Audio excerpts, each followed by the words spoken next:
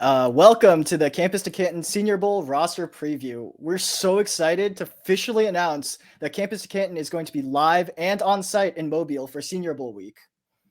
That's right. Welcome to the first installment of Barney and Friends. We're excited to see everyone here at Mobile and hashtag the draft does start in Mobile. In the process of preparing for the week, we wanted to share some of the players we are most excited to cover. These players may not necessarily be high end studs or highly touted or the most well known coming out this week, but we believe that they have great opportunity to gain some exposure and hopefully raise that draft capital. Now, Barnabas, I think we're starting off with QBs, and the two that we chose to talk about today is Clayton Tune and Tyson Baggett.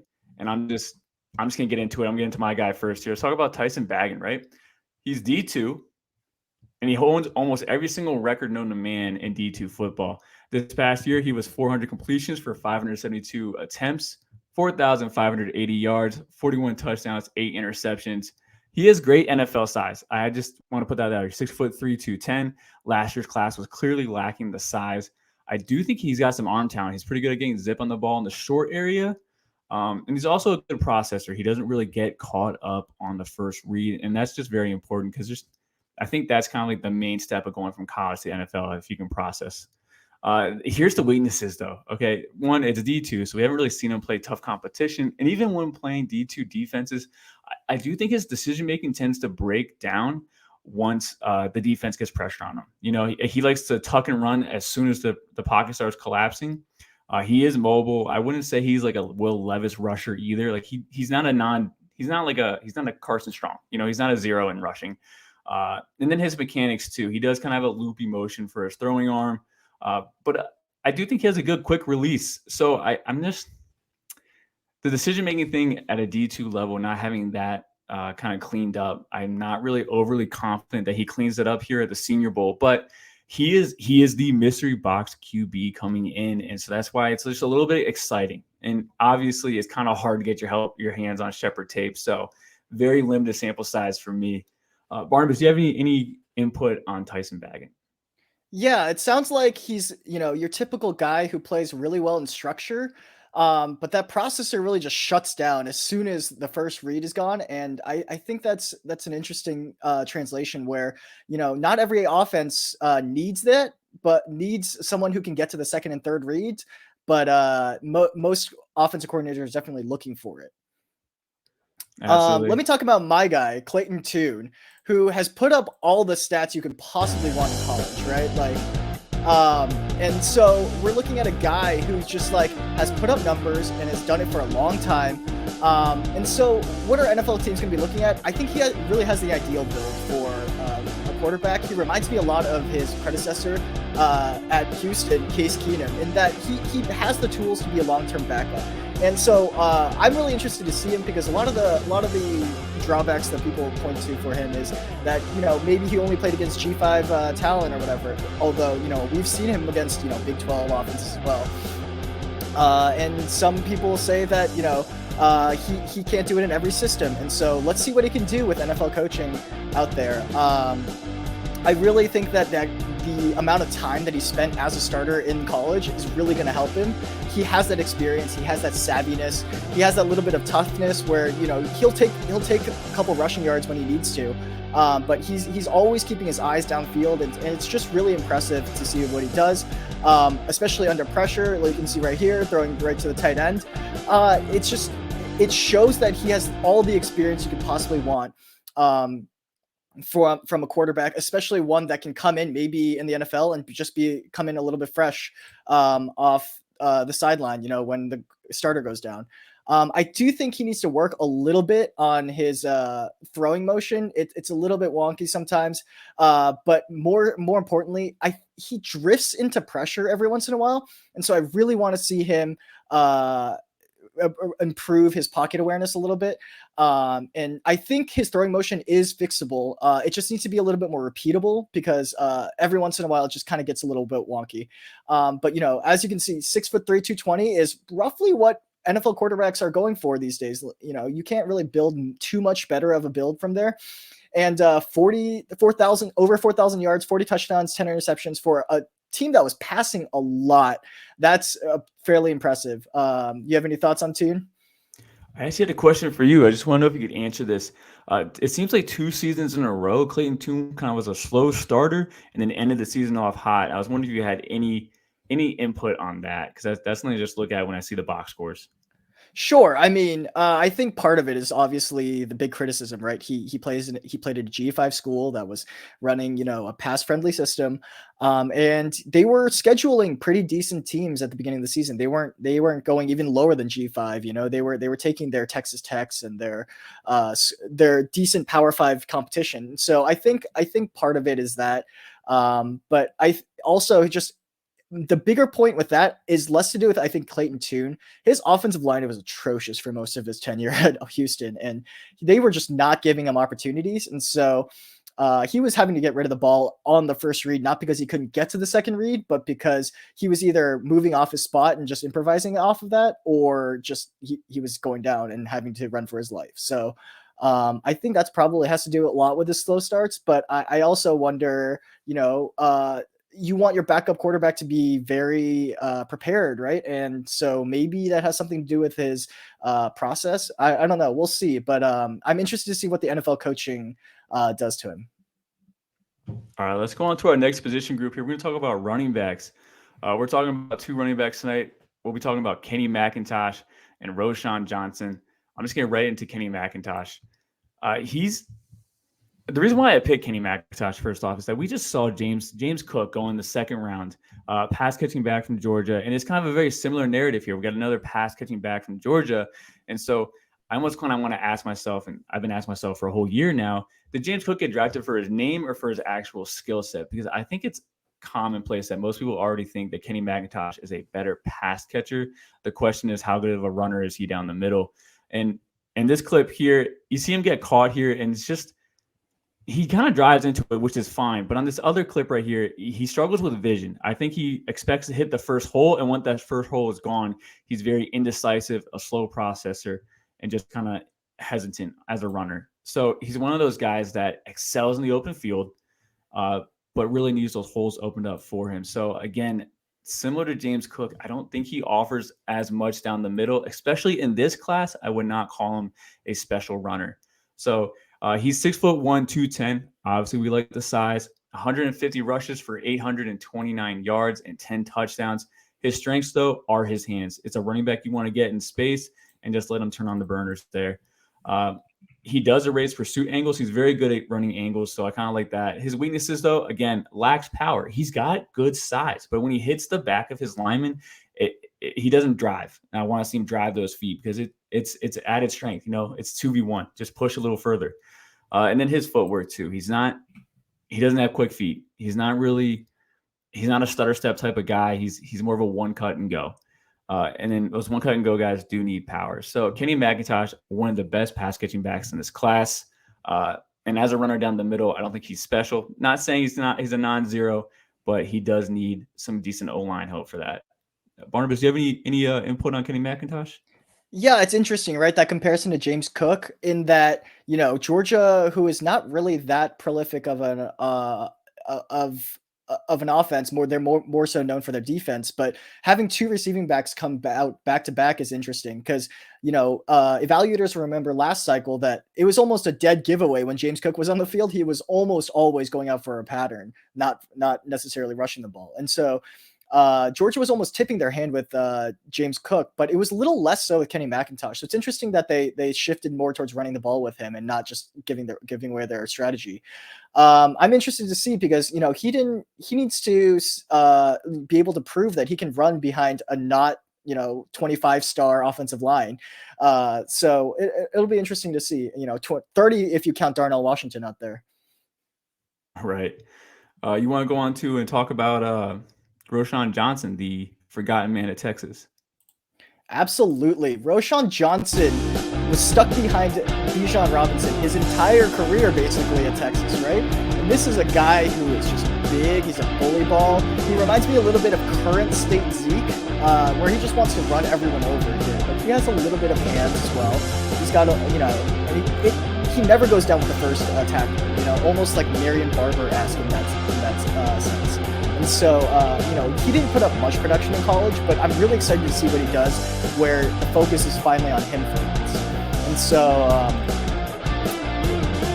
only 500 yards this past season, but 5 touchdowns. He's got like a great bully build, right? He's going to run people over, and we might have gotten too used to these big boys because Rocket Sanders and Braylon Allen are both roughly the same size as him, but Roschon Johnson might be the biggest back in this class.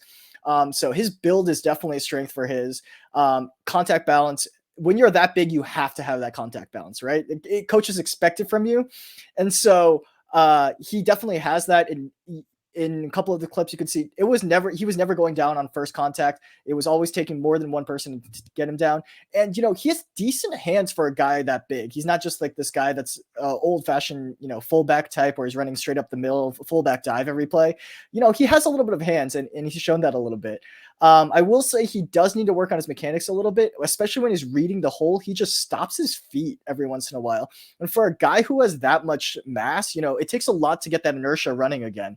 And so accordingly, also because his feet stop, his pads just kind of shoot up a little bit. And so he exposes his chest to hits sometimes. And so he can go down a little bit easier than you'd expect when the hole's not immediately obvious.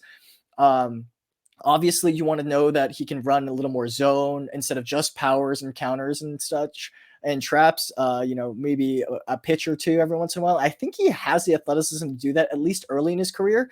But it'll be interesting to see how the NFL views this guy, because not much production, but all the physical tools you would want from a guy that you would definitely want to add to your committee. Yeah, it's kind of hard for guys that are 6'2" to get that pad level. They gotta go a little bit lower than those Jared Pattersons out there. Yeah, absolutely. Let's go into our next group. Let's talk about wide receivers. We're going over for a few more here. We're going to talk about Puka Nacua, Andre Yoshivas, Tank Dell, and Jonathan Mingo. Let's get right into great Puka pronunciation. Thank you. I listened to the announcers closely for Andre. I really did. Volume full blast, put it on repeat 10 times. That's what you got to do sometimes. Yeah, for sure. I hope I get to meet him in person so he can correct me on that if I'm still wrong. But anyway, let's go into Puka. I think he's an athlete. I mean, he's a gadget player. You don't really see too many gadget players right now in college football, but you see him do this end around here on this clip. And he gets it done. He's 6'2", 205. He likes the physical game. We love that. He is really fast at accelerating, and they kind of use that to his advantage. And he has good contact balance for a wide receiver. Like, he doesn't go down on first contact that often. He's a yak guy. And I think he gets a really quick release package. Those are his strengths. He's 6'2", 205 this past year. I think he missed, I want to say 5 games, but 48 receptions for 625 yards and 5 touchdowns. He's kind of a Z receiver. He doesn't have the route running ability to be a technician. He's not that. He's just not. But he can do the Z stuff. And the poster boy for Z receivers is Cooper Kupp. And I don't know if he's quite that level. I always like to comp him to Kendrick Bourne, but maybe a little less athletic Kendrick Bourne. So I'm looking for Puka Nacua to make a name for himself because he does have a unique skill set out of these Senior Bowl wide receivers. And that's kind of what makes him a bit exciting. As far as draft capital goes, I'm not sure where he's going to go. Honestly, I really don't. But anyway, another huge weakness for him, he's very consistent at body catching. And he wins a lot, which is kind of crazy. Underthrown balls he comes back for, and those are body catches. You can't blame him for that. But he is a notorious body catcher. So I'll be looking very closely for that at the Senior Bowl. Barnabas, you got any input on Puka Nacua here? Yeah, surprising size in my opinion, right? 6'2" was not what I thought he was going to measure in at watching his tape, right? It's a little bit messy, and granted, you can blame the offense for that, and a little bit of quarterback struggles at times this season for his lower production. But I did not expect his measurement to come out at 6'2". I'm really interested to see what those official measurements come in Mobile. I'm guessing probably 6'1.5", maybe. But it definitely interesting because this is a much smaller wide receiver class than we've seen in the past couple of years. And so that might push him up a little bit if he can be a legit 6'2" or even 6'1.5" or higher, and so it'll be interesting to see for sure. Yeah, I actually think he's 6'2", but I was thinking the same thing about size, where he does have pro size, and that might push him up to, and he's going to test well. I mean, he's going to test well. So I do actually think he's going to do well on that. But hey, let's go into your first guy here. We're going to talk about Tank Dell, wide receiver out of Houston. I see you kind of double dipped in the Houston category there. I did, right? Like, I was watching him anyway. Might as well watching Toon anyway, so might as well look at Tank Dell. The first thing you notice about Tank Dell, right, is he is little, right? And granted, like I said, this wide receiver class is a little bit small on the smaller side, a lot of slot type guys. But man, was this guy productive? Like I said, Toon was productive in college too, and some ridiculous percentage of his targets, like in the 30s, I think, were to Tank Dell. Tank Dell was just always on Clayton Toon's mind, and they were best buds, and they were always throwing to each other. And Dell has a lot of interesting traits, right? He's not the quick, jittery, like Cole Beasley type. He's more of a volume type guy, but he gets open using better angles a lot of time, and so it'll be interesting to see how much people discount him because of his size. But 109 receptions and 17 touchdowns are near the top of college football this year, and just ridiculous numbers, just video game numbers here. I will say one of his strengths is definitely his yak ability. He's small, so he can get those out angle pursuit angles, and he really he sees the hole, and it's really good. One of those clips I played just now was against Sauce Gardner and those Cincinnati Bearcats. That was a good defense, and he took that thing, I think, 50 yards. And so really good yak ability, although he does not have the top end speed to truly take that to the house every time, but he's going to get you the yardage that you need. And obviously 17 touchdowns speak for themselves, right? He does have good ball tracking for a small guy. He has a decent downfield threat. And with that, he has good hands. I wouldn't call them like phenomenal hands, but they are good enough to definitely get it done even at the NFL level. And his weakness is you just gotta talk about the speed, the speed and the size, right? Normally you expect shorter guys to be fast. Cole Beasley made a living off of running only 5-yard ins. Now we're looking at Tank Dell, who's 5'10", which I'd be surprised if he's actually 5'10", but he is wiry even if he does measure in at that. And so you can't do anything about size, but maybe he can develop and show everyone wrong on the 40-yard track. I loved watching him on that deep throw clip because it looked like he tried to push off, but he really just pushed himself off. He was trying to push the defender off. Yeah. 165 pounds is rough. Yeah, and I do think it's almost, I don't want to write anybody off because we're going to go see them in person. It's going to be a whole new environment, but I do feel like it's almost a death sentence to be not fast and that small. I feel like for those small guys, they got to be top tier athletes. Absolutely, but the production speaks for itself, I think. Oh yeah, just absolutely. 1,400 yards, over 100 receptions, and what was that, 12, 13 games is just video game numbers. It is, yeah. 17 touchdowns too. Yeah. Also, by the way, he was a JUCO recruit. For me listening, he was a JUCO transfer. Love that background story. I also think the JUCO recruits don't get enough respect in the space because I feel like every single year they kind of come out and show out. So let's go into a guy that doesn't lack size or speed. Let's go into Andrei Iosivas, Princeton wide receiver. This is going to be the big mystery box here for the wide receiver core. He was one of the first 20 invites sent out. He is not a technician, but he is a very good separator based off his athletics. He's very good at using his speed to be deceptive. He has very slow footwork. He is not elusive, but he's an athlete. 6'3", 266 catches for 943 yards and 7 touchdowns. His routes are rounded. They're sloppy. When you watch the film, though, he puts effort. But, man, his feet look so slow when he's trying to move them into, like, short increments. So, anyway, his physicality is big, too. He's just a big athlete with strong hands, reliable. He's got 2 drops on the season. And when you watch those 2 drops, they're just concentration. He's just switching from being a pass catcher to a runner, and he took his eye off the ball a little too soon, and that's it. There's nothing sloppy about his hands. So I'm banking on athleticism, the NFL size, and those strong hands. The technician work there is just not there. But we'll see if he can get that improvement at the next level. Any comment on Andrei Iosivas?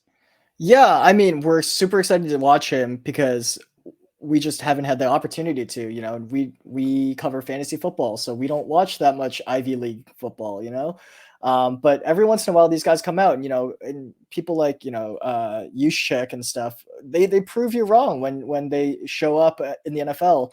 And so I'm super excited to see that size plays, obviously, and he looks fast. If Puka and Tank Dell look small for their size, Yoshivas almost looks bigger than 6'3". Like he plays like a basketball center, like old school type, almost like a tight end at times, but way more athletic, obviously. And so really looking forward to see how he does against the defensive backs that are looking to be in the NFL. Absolutely. Let's go on to your next guy here, Jonathan Mingo. And by the way, I am actually very excited for hear you talk about Jonathan Mingo. He's one of those guys that has just always been hurt and always felt disappointed, but I would love to see him move on to the next level. Yeah, so Ole Miss has really had a string of wide receivers coming out in the past few years. Jonathan Mingo is also one of those guys that looks bigger on tape, in my opinion, than what he's listed at. Just a really good bully ball type guy. He's not really your route runner. He's not really a yak guy, although I think he does have some yak ability. I really think that he's just kind of the guy you look for when you're in trouble. And that Ole Miss offensive line in past years has been okay, but they've been known to give up a sack or two every once in a while. And so really looking forward to seeing Mingo out there. Like at 6'2", 225, that's the same size as Roshan Johnson, right? Like that is the same specs. And so we're looking at a guy that is built like a running back, and he just bullies smaller defensive backs. It's crazy. And so with that build, he has a really good knack of stacking his defensive backs, right? He keeps them to his back, creating a vertical window for his quarterbacks, which was always a good fit for both Corral and Jackson Dart, right? And so he really created windows for himself, and that yak ability, just because he's bigger, defensive backs are making business decisions out there if we're trying to tackle 225 pounds. Obviously, like you said, he has a little bit of injury issues and stuff. And with that, it kind of sapped some of his separation tools. He just doesn't really separate that much. He's just going to keep the defender at his back and create the window that way. There are times where his hands are a little bit questionable. At times he'll tend to body catch a little bit.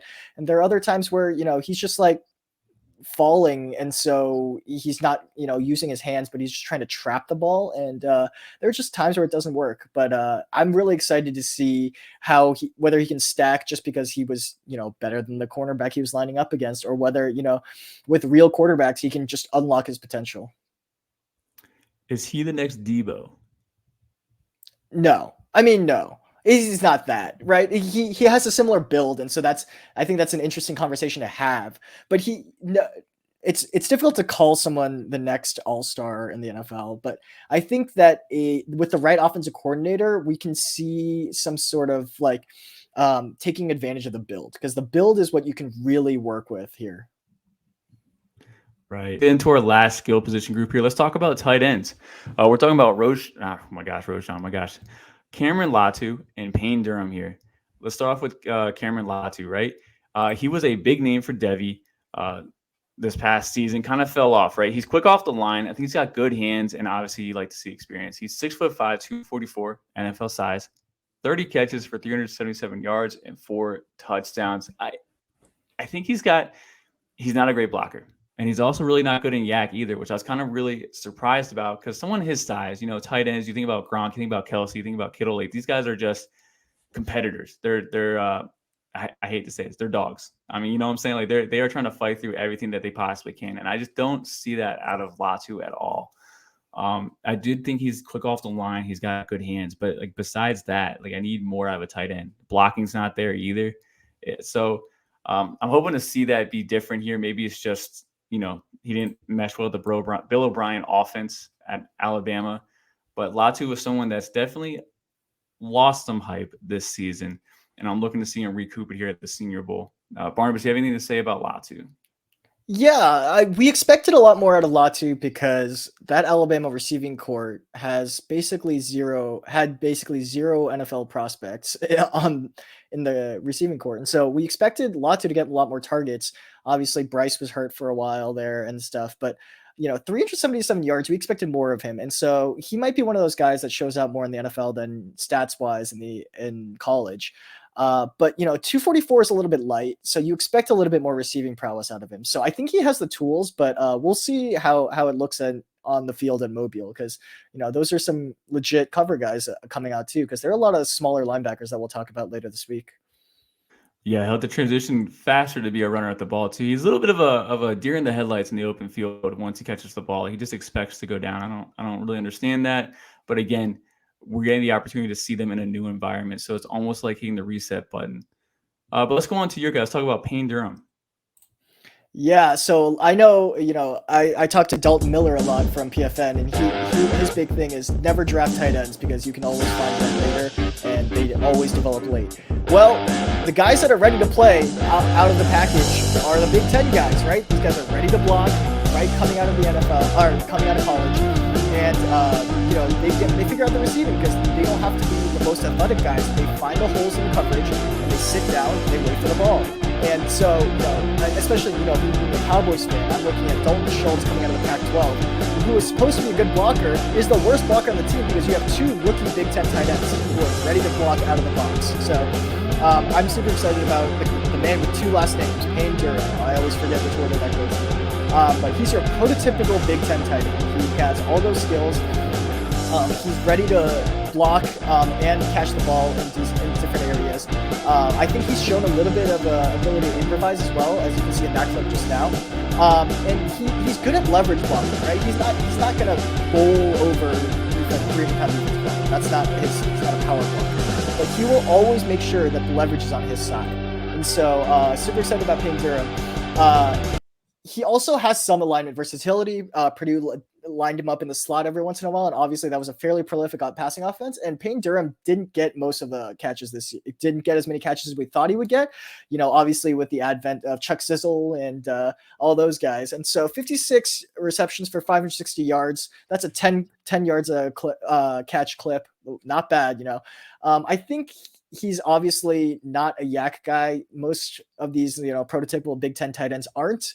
But he will find the soft spot in the zone. And there are times where he needs to find his balance, right? He's a little bit off balance. And so he's running a little bit too far over his feet.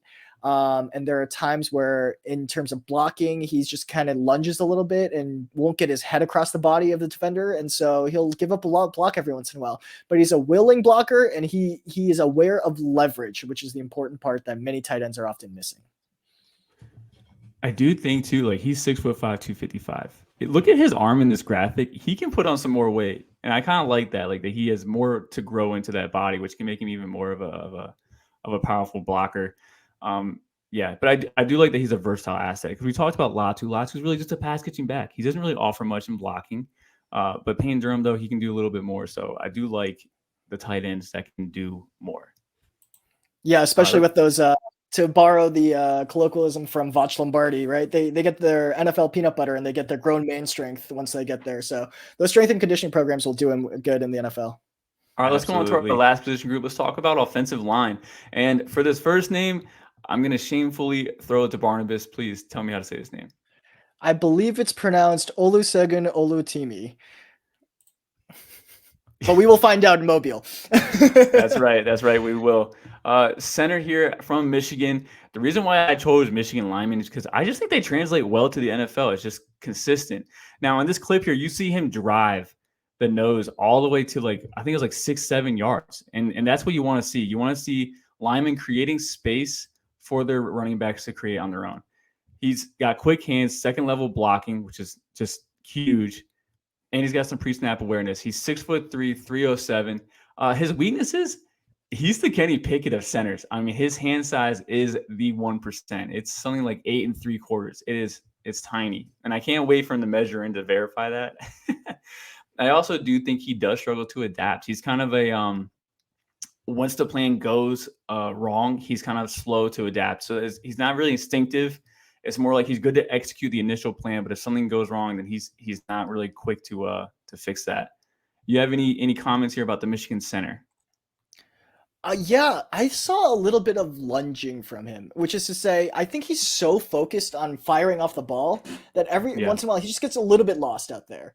And I don't know if that's what you mean by the ability to adapt, but every once in a while, if he doesn't have someone head up on him, he gets a little bit lost looking for that second block to go after. And so I hope that's something that is a coachable, but I'm interested to see. He's Obviously these one-on-ones at Mobile get a little bit intense, and so some of these physical guys, it'll be interesting to see whether he can keep up with them as well. he's proactive, and you love that. And I think that's moldable. I really do. You rather someone be proactive than lazy, like where they're sitting there Yeah, like, all right, my absolutely. assignment's done. So let's go into Andrew Voorhees. Yeah, so Andrew Voorhees is a longtime starter for USC. The guy has put on a lot of tape, but he's also dealt with a little bit of injuries. I don't know that he's the most powerful guy, but he definitely has a lot of experience in the Pac-12, and the dude just plays football. Like he's not gonna necessarily physically overwhelm you. He's not the best technician, but he knows what he's doing and knows what he should be doing, and that IQ really shows up in pass protection in my mind, where he always knows where the block has to happen. And there were times where Caleb Williams was drifting to his left just because the pivot was happening where Voorhees was. And so he has a really good anchor. When he sets that down, it's really tough for even the big boys in the middle to get him. And so I was really excited to watch that because he looks like a smart guy. He looks like a guy that picks up the scheme very quickly. And that shows by his position versatility as well. He played a lot of different positions at USC on both sides, from left tackle to right tackle. And so it'll be interesting to see where he ends up playing in the NFL. He's got some good heavy hands. He sometimes mistimes it, but when he gets his hands on someone, it is tough for those guys to get away. And like I said, his IQ and pass pro just looks good. And once he sets down that anchor, it's just not moving. And that leads to some pretty good finishes where he's toppling over 300-pound linemen that have at least 20 pounds on him at times. And so, yeah, 6'6", 325 is a little bit big. He might be more of a phone booth guy at times, but if he can get his feet clear on a pole, he can do a decent amount of damage in that pool game as well. I will say that he does need to keep his feet in times, and he struggles to really use his heavy hands when he's on the move, right? When he's trying to get through the hole on a pole, he just kind of loses his feet, and so his hands just kind of shoot out without him actually being able to land that punch like he would like. And so there was one clip on that play where he was on his knees trying to block a linebacker, and he still ended up leveraging it correctly, but it's a little bit rough when he's pulling. And also he's tall for an interior lineman, so he bends at his waist a little bit too much, and so that leads to a little bit of lack of agility at times. But as long as he can phone booth the guy up where he's just one-on-one against interior lineman, he can do a decent job there. Do you feel that he loses leverage because of his height sometimes? I was kind of like wondering if you saw that in tape. A little bit, but more often than not, he's standing up the other guy because of his because of his punch. He's punching them well enough that he's stopping the momentum of the defender as well. So I think that the height isn't going to be as big of an issue as people think it is. I don't know that he's a tackle either. I'm interested to see where his arms end up, but I don't think he's a tackle. I just don't think he has the foot speed to kick all the way out. All right, let's go on to the next guy that I'm going to talk about, coming from the school that's all the buzz in the NIL world. Let's talk about O'Cyrus Torrence of Florida. Interior offensive line, think he's going to be a guard here. He is an absolute anchor. And these clips here are all from the Georgia game where he went up against Jalen Carter the entire game. And I think he just shuts him down. I mean, that whole run that goes to the right hash there, he pretty much stops the entire D line from even moving over. And he's standing up Jalen Carter right there. So I think he might be. I think Barnabas is going to hate me saying this, but I think he's probably going to be the best guard in this draft. Like, he really might be. So O'Cyrus Torrence, 6'5", 347, high-end physical traits, run blocking power, second level blocking. I mean, he's good at getting up to the next level of the line. I don't know about pass blocking though. I don't think he's very good at sitting still. Or that's my issue. I think just like with the Michigan center, that he's too eager to be proactive, and he might open up holes by not getting his block off right at the start. He oversets, and again, high pad level. He stands up. I don't know what it is, but he just does that sometimes. So O'Cyrus Torrence from Florida. Any words from you, Barnabas? That is a big boy. Like there are large men playing this game, and then there's guys like O'Cyrus Torrence, who, obviously at points in this last offseason, he was lining up against like Gervin Dexter, right? who wears that, what is that, like 21, number 21 jersey or something, and looks just silly doing it just because you don't see guys that large wearing that jersey number.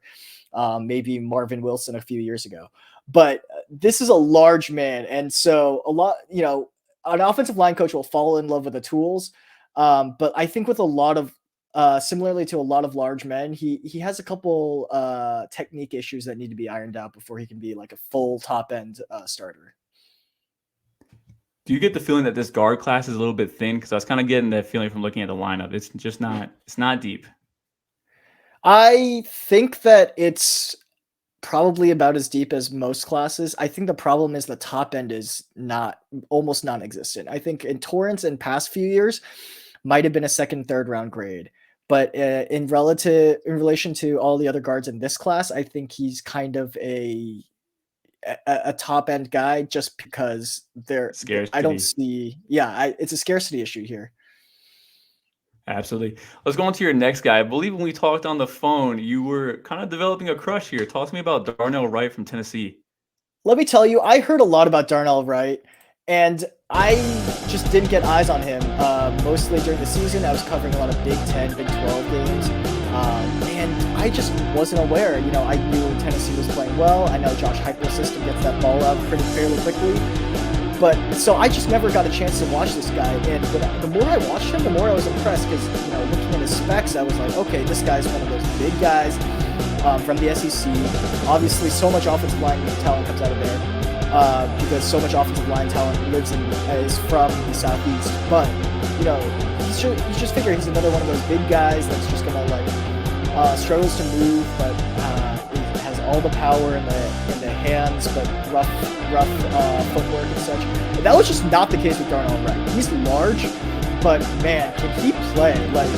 I think at 6'6", 335, right? That's a little bit bigger than Voorhees, but that's NFL size still. I think he might not have as long of an arm as the top tackle prospects, but man, he has a good build. He's really patient. Among those clips that you just saw, you had Ali Gay, BJ Ojulari, and Will Anderson all rushing against him, and he did not give up a sack, I don't think, in any of those games. Like, they were not getting anywhere with him. He just shows a lot of patience where no matter what Will Anderson was throwing at him, whether it was a juke or just like trying to go around the arc, Darnell Wright just let him do his thing and then just had good timing on making contact with his punches. Obviously, with that kind of build, you have to play strong, and I think he has the strength. I think if he goes through some body recomposition with his grown man strength, he can get even stronger. This is just a large human being. There are some issues, I think, with his footwork consistency. While he's patient, he sometimes stops his feet a little bit. And so if he can keep his kick step rolling while he waits for the defender to just, finish doing his little fancy moves, it would help him a little bit. Now, obviously, because he's a little bit tall, he has a little bit of an insufficient knee bend, bends a little bit his waist. If you look at his stance, it's very narrow, which tells me that he's not super flexible. And so if he can work on that a little bit, I think he could, genuinely, I think through the Senior Bowl and the combine process, he could move up to tackle 2 even. I think might be a ceiling in this class. That's hot. That's hot. Hopefully he doesn't. Well, I mean, the Patriots will probably draft him the first. We'll see about that, though. He might. That's almost Trent Brown size, right? Almost. Yeah. Wait, we need someone over there. Guys, that wraps it up for today. And in a perfect world where we have limited time, resources, we would love to cover every single player in the draft, let alone the Senior Bowl. But we look forward to seeing these players in person, talking to a few of them. Look forward to seeing even the other analysts too, because we want to talk notes. We just want to see what other people see. Maybe they can teach us some things as well. Would love to talk to everybody in Mobile, wherever you might run into the C2C staff in the wild. We'll be back later this week to cover the defensive side of the ball. Good night and good luck.